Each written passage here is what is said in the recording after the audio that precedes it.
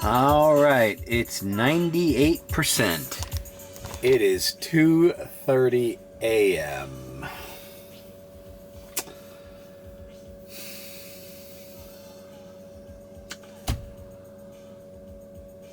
It's a reservation vlog. This one's going to be probably a short one. Or who knows? I don't know. I just finished my Tuesday night. Only made about $140, so I'm kind of not happy about it. But I did receive a reservation for 4:30, so it's in 2 hours. So I'm charging up to 100. We're at 99 right now, and I'm going to go home and maybe, I guess rest wouldn't be the right word, but I don't know, relax. And it's on Pinecrest to the Miami airport. And yeah, we're just gonna plow through this. I was listening to some breakdancing music. I saw something on Instagram about, you know, these New York City breakers, this old footage of them breaking. I was like, man, I remember that in the early 80s. People used to bust out the cardboard, and breakdancing was a brand new thing. It was like, well, how did I find out about it? I was like 6 years old. I guess my older cousins were into it, and they introduced it to me. But how did... I think back at my childhood sometimes and the things that I got into, and it's hard to imagine how I came across that culture. Is it just by talking to people at school? Magazines were a big part of learning back then.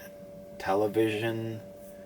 I guess we would just watch TV, and TV was programmed, so like we would watch all different types of stuff, but you couldn't get into... What was I thinking about the other day? Where it's like, how I could not get into this today. What was it that I was watching that movie Dumb Money, which I really liked. It's with Paul Dano and Pete Davidson's his brother, who's a DoorDasher in it, and I loved it. I wish there was more of him, his character. It feels like that was what I was doing at that same time. Seth Rogen, right? That's his name? Yeah. It's funny because I remember that whole GameStop meme stock thing. I remember Wall Street Bets. I remember the Robinhood app, and when everybody started using it, it was at the tail end of me. I had already put economics and finance world behind me. I didn't want to even think about it at that point. But I didn't know the details of the characters and all that.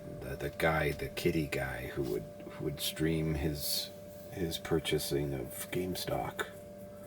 And then everybody followed and created that hysteria. But it was I really enjoyed that movie. It was a good movie. But it got me... Why wanted I mention that? Because it got me to think of like, what... I was thinking about something. It'll come to me. Let me just... I'm at 100 now, so let's unplug this stuff before I damage the battery.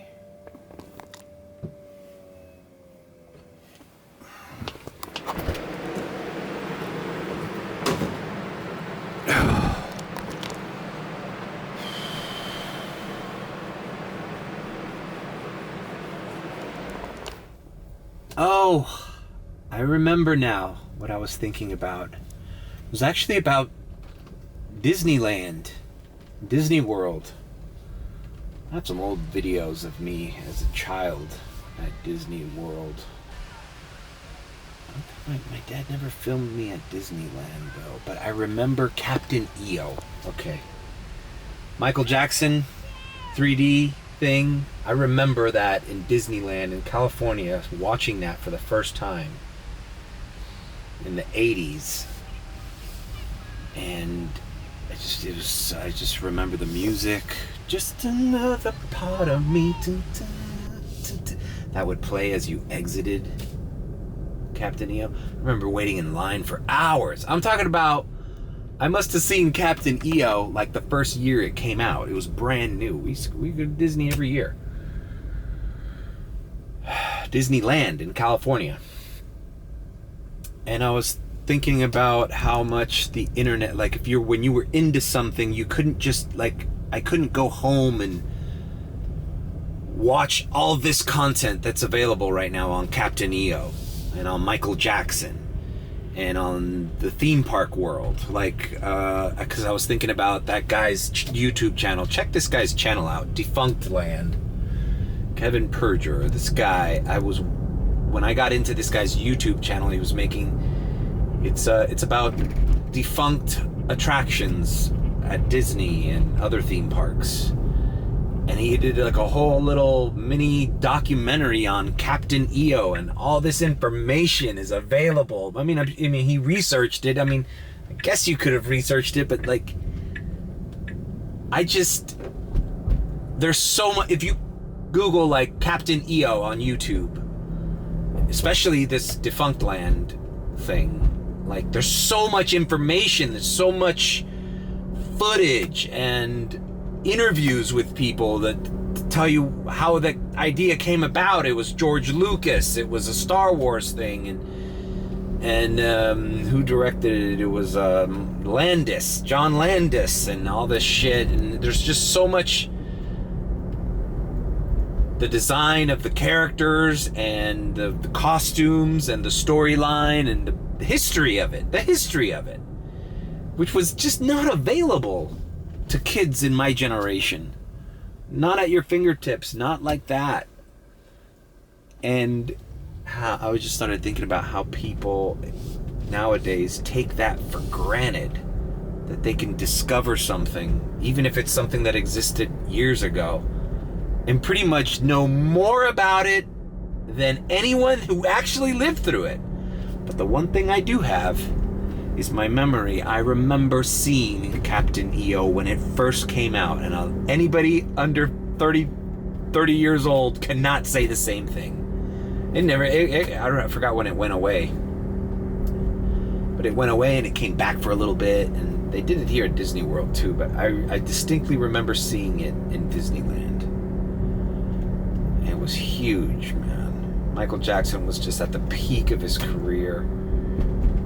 And the line, I remember waiting, it must have been 2 or 3 hour line. I remember seeing Star Tours the first time too. Anyways, that just got me to thinking just how spoiled like everybody is right now, that we can get information so quickly.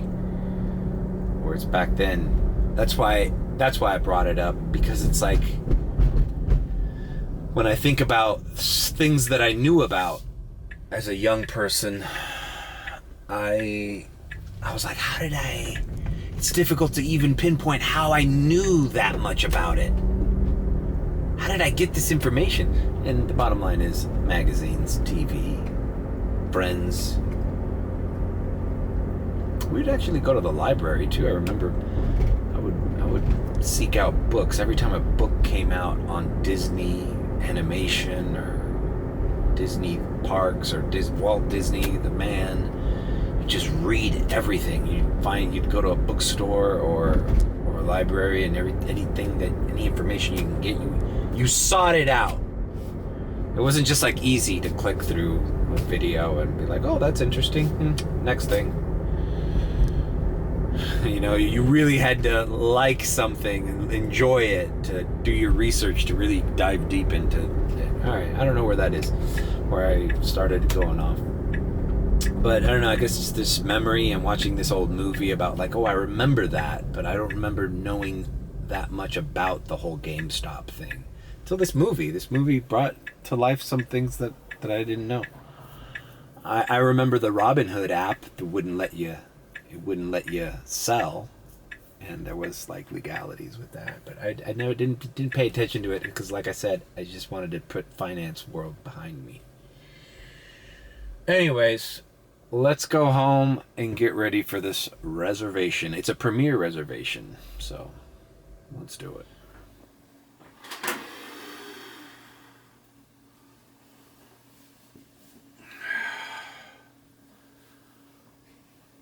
Oh, check it out. I paneled that little patch that was open there. I paneled it. And I started on this wall here. I need to buy the fabric for the green screen part here. But yeah, I patched it and cleaned up that area. And I'm leaving that open for, I don't know if this is exactly where I'm going to put this tension bar. And I want to fill that gap in the corner. I don't know if I want to cover the window, but I probably am. I ran out when I was doing it, I ran out of this double stick tape thing, this gooey stuff. And I just ordered another 36 panels, so that's probably gonna, it's a little by little. I didn't realize how many of those little square foam things I would need, but, oh, and I did this on my Spanish channel too. I might have to get rid of these closet doors. How loud this is, and not only is it loud, but this adds to the echo. Look, if I talk, you hear that echo? Hello, Puffy. Boom, boom. Taking. Here it's like the loudest material you can think of. Anything that provides that vibration, that echo, that's what makes a room loud. So I don't know if I get rid of the doors, put some wooden ones, or just cover them up. I think those doors have got to go for the closet. Maybe I could just remove them, but I don't want to have it open. I want to have something covering. I'll probably go to Home Depot, measure it, and get the wood doors. I don't know why they have the aluminum ones are cheap.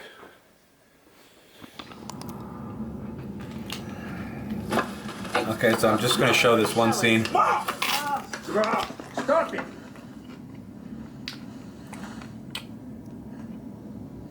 DoorDash is not a job. Mass Mutual is a job. A job's got business cards. DoorDash is a job, okay? I'm a first responder. And second of all, Ma, nobody uses business cards anymore. It all hits a little too close to home. DoorDash is not a job. Well, I guess I didn't have a job for 2 years.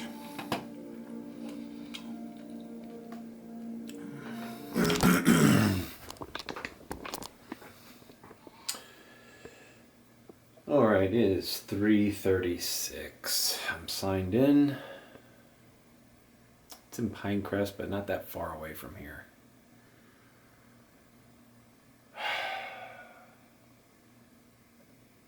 Alright. Yeah, not much time to rest. Basically just like chill here, have a slice of pizza, take a shit, and sign in again. God damn it, bro. I ordered DoorDash for the first time in like months. I quit the Dash Pass because I wasn't ordering it as often as I was. And, well, I'll say. You're not going to believe how much it is. I'll try to find the receipt or screen grab it. Put it here. But $29 for Little Caesars. All I got was the deep dish and a wings, because I was craving wings, and the wings were so small. I like engulfed them in like 2 seconds. God damn it, my bathroom is dirty. I need to fucking clean my bathroom, my guest bathroom.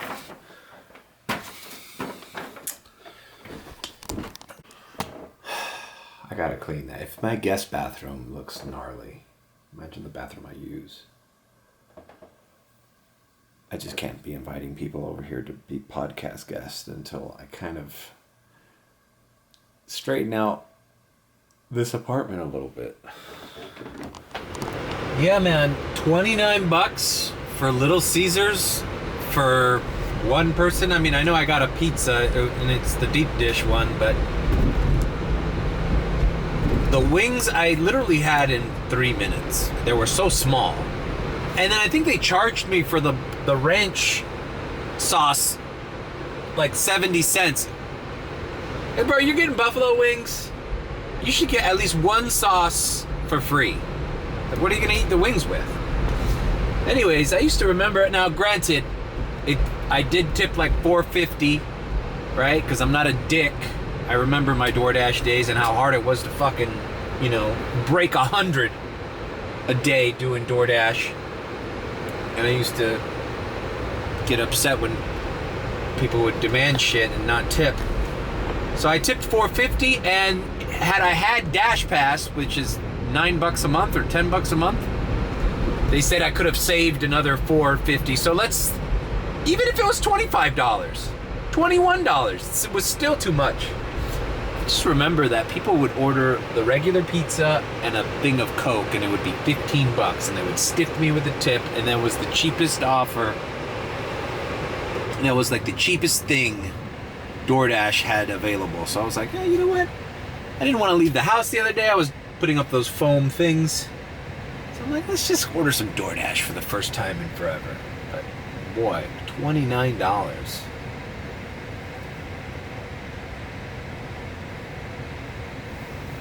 It's too expensive, man. I don't know if I've been seeing some DoorDash content, and I guess that now there's tiers. You have to be like a gold member or a platinum or something. I don't know. There's like tiers to it.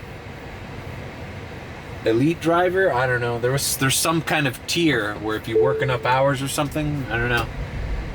What a mind fuck it would be to log into the DoorDash app and see what the changes have been. Just don't think people are ordering food with how expensive food prices are. Getting it delivered is like an ultra luxury.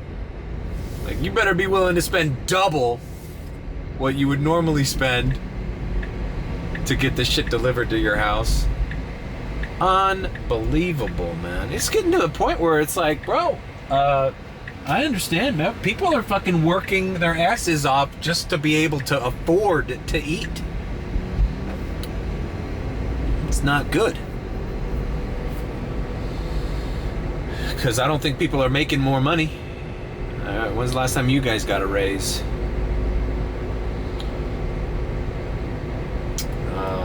What else? Alright, we're heading down to the direction of Pinecrest. It hasn't told me to head into the direction yet, so I'm just gonna find that little neutral zone and park. It is 55 degrees outside. I don't care where you're from. That's cold. That is fucking cold. What's cool about 55 degrees is you don't really need to put the AC on. You put your windows down a little bit, let the car vent out, and it feels like natural AC. This is like summertime with the air conditioning cranked. I guess my last video was New Year's Eve. I guess some people found it a little, well, maybe offensive, or I didn't mean it to be, and I didn't see it this way. But when I wrote down that my mom, because she wants me to get my real estate license because she sees me as a loser Uber driver. It's just, I guess I had worded that poorly. I don't think of myself as a loser. I don't have any issues with self-confidence or anything. I actually like doing this. And I think that's the reason I identified so much with that scene from Dumb Money, where Pete Davidson's mom says DoorDash isn't a real job or whatever. Because that's exactly the demographic. A lot of older people that grew up in a time before me, my parents' age, your grandparents' age, where they don't understand the internet, technology, the way jobs have evolved, the gig economy. They don't see this as a normal thing or a real job. And that's all I meant by that. I didn't mean to, certain people got triggered by that. But I was just talking about from an outsider's perspective, not my own. But all right, I'm on this thing. All I know is this is on 107th. I'm on 104th. So I'm probably like right next to this lady's house, but I don't have her address because that's the way reservations work. They keep you guessing until you last minute you have to fucking head in the direction. And yeah, I can't find a parking. There's like, this is all residential here, so I can't just like pull over and just park somewhere. It's fucking annoying. Reservations. There's gotta be a better way. And why do I have to be an hour early to sign in?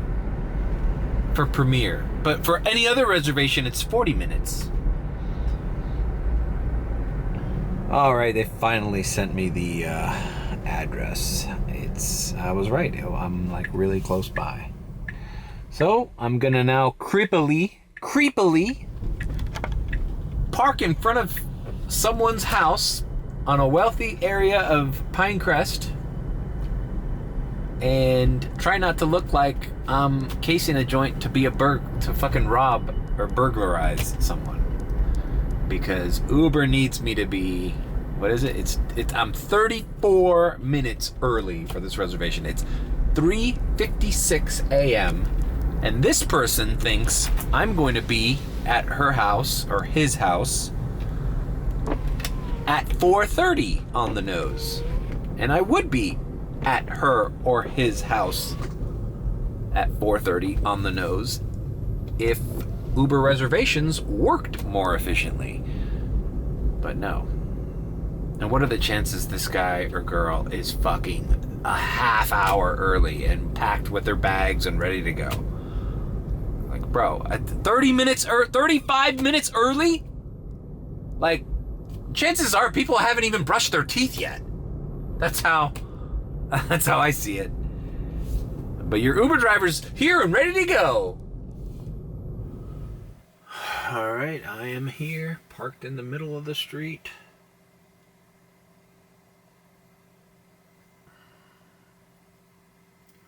A half hour early.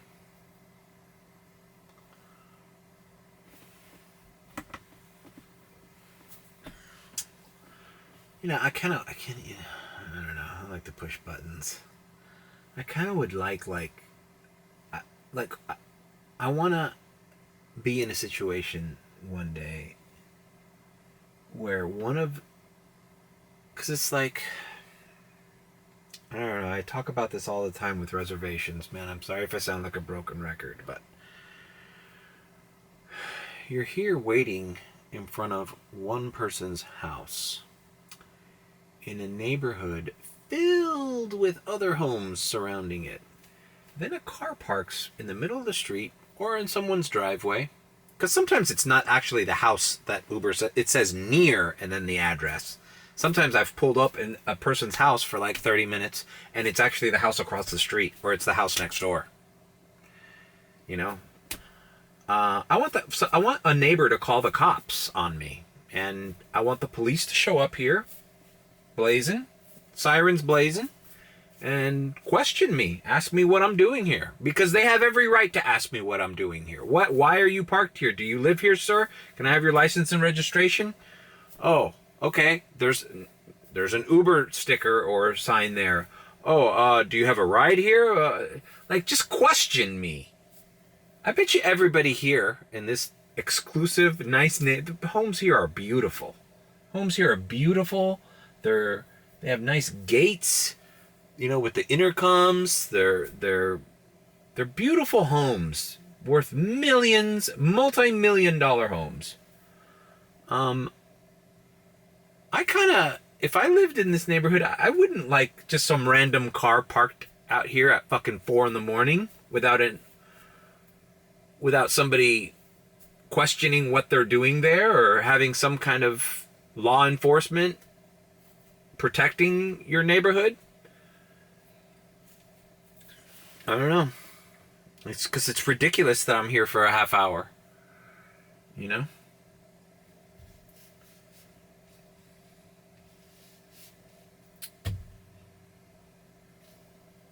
I'm complaining about a Premier ride that's paying me over $40. It's fine. I just don't like the system in place. I like the ride and I like the money that you make, but it's like, you know, because at this time, I'll get to the airport, in 20, 25 minutes from here. It's not a big deal. Then I go back home. Good way to start Wednesday.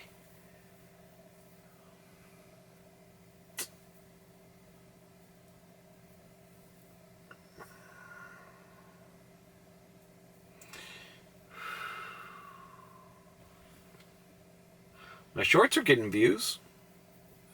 Pulled a few shorts of me freaking out or not being in the mood for New Year's. It's funny how, you know, every time you get the people, find a new job then, or well, then well, you're complaining, then why are you putting this video on YouTube? You're narcissistic. Don't want attention, but yet you put it on YouTube to get attention. Oh.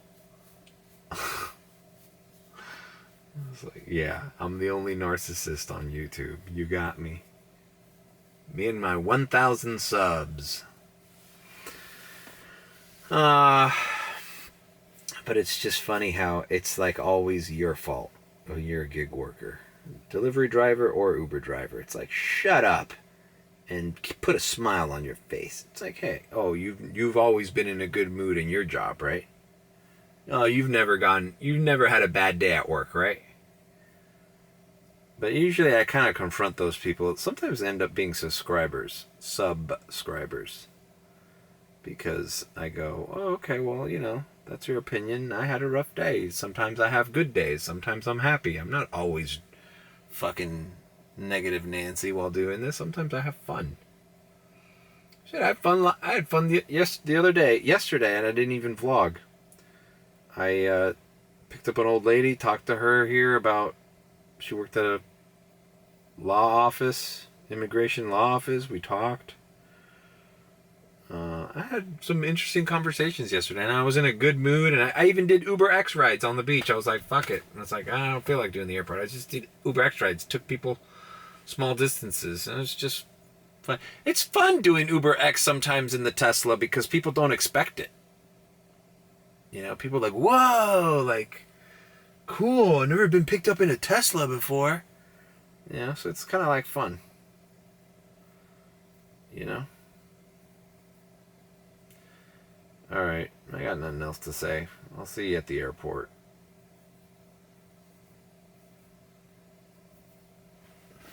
Welcome to Miami International Airport, Concourse D. Guy was very, kept to himself. I looked back there and I didn't want to say anything because it looked like trash, but I left this thing. I grabbed it with a paper napkin. It smells like mint. I think it's snuff. It's gross. It's kind of wet. I think it's chewing tobacco or something. Just left it back there. I don't know if he did it on purpose or he just... whatever. That's that. You know, it's got a Model X behind me. I wonder if that's an Uber. It's got the gull wing doors. I've been getting a lot of Tesla hate on my algorithm. Either TikTok or Instagram, I forget. But I'm getting like... that stuff smells gross, bro. I'll throw that shit away. But if I throw it away here, I'm gonna get fined. Couple videos of a guy saying his Tesla's a piece of shit. The battery burnt out or something, or they wouldn't, I don't know, something. And then some guy on another podcast, I saw a clip how he bought a Model S Plaid and it's trash. He says he hated the regenerative brakes. Everybody was vomiting in the back seat. And I'm like, haven't heard that as an excuse. I just figured Uber drivers drive a bunch of drunk people around, and no matter what car they drive, there's a risk of vomit in your car. But it kind of makes sense. If you don't ease up on the brakes and you let it go like that on the highway with a drunk person, it could upset their stomach more than the average car. That makes sense to me. Now, and he says that same guy who talks shit about the regenerative braking and vomiting said that he took it on a road trip and a brand new Tesla Model S, and that the battery crapped out and he had to pull over, and then he took it to Tesla and he couldn't get it fit. He's like, hey, the car's got 50 miles on it, just give me a new car. Like, it's obviously defective. But they wouldn't, and they had to go in there and fix it, and it took a couple months before they can fix it. And I'm like, why are you fixing it? He's like, why are you fixing it? Just give me a new car. It's a week old. So I don't know, man. I don't know if that's weird that I'm getting Tesla hate videos. The other one I'm getting, and even a couple people, maybe the people in the group chat shared it, and maybe that's what got me into the Tesla algorithm. But I mean, I've heard stories of these rentals going bad with the batteries. Mine's making a little bit more noise than it needs to. That's the one thing I gotta do this morning, call to schedule the maintenance on this car. Because I need those tires changed too.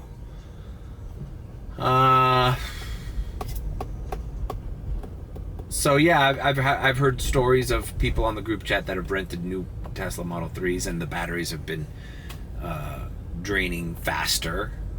I feel like those are like factory issues that any car would have, you know? I mean, there's lemon laws out there for a reason. Some people sell bum cars.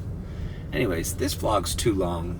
The battery's running out, so I'm gonna say goodbye. Thanks for joining me. This has been a Reservation vlog.